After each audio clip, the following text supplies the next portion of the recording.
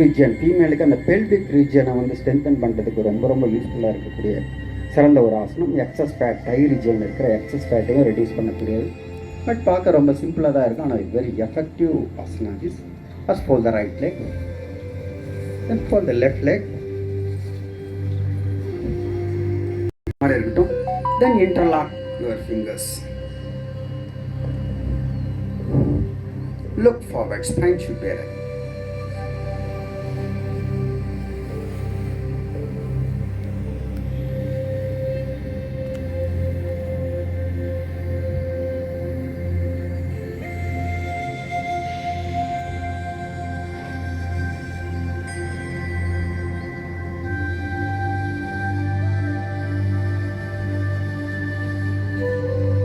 Next asana, slowly release legs, hands.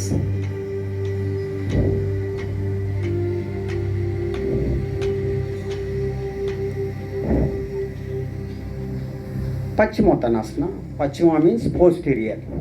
Mottana means stretching. Posterior muscles nalla stretch பண்றதனால name is called Paschimottanasana.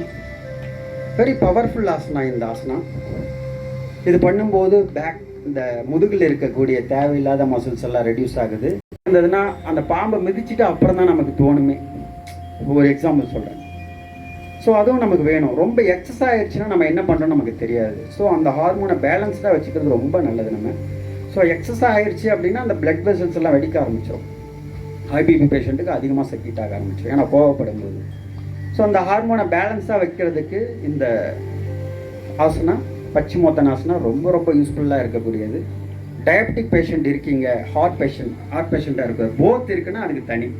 IPP இருக்குது sir, டயபெட்டிஸும் இருக்குது sir. So அவங்களுக்கு supply diabetes மட்டும்தான் இருக்குது அப்படின்னா இந்த ஆசனத்தை, பக்ஷிமோத்தனாசனத்தை ரெகுலராக 3 months பண்ணுங்கள். டெஃபினட்டாக உங்களோட சுகர் லெவல் ரெடியூஸ் ஆகும். பாருங்கள் எப்படின்றத. First, spine should be erect, partially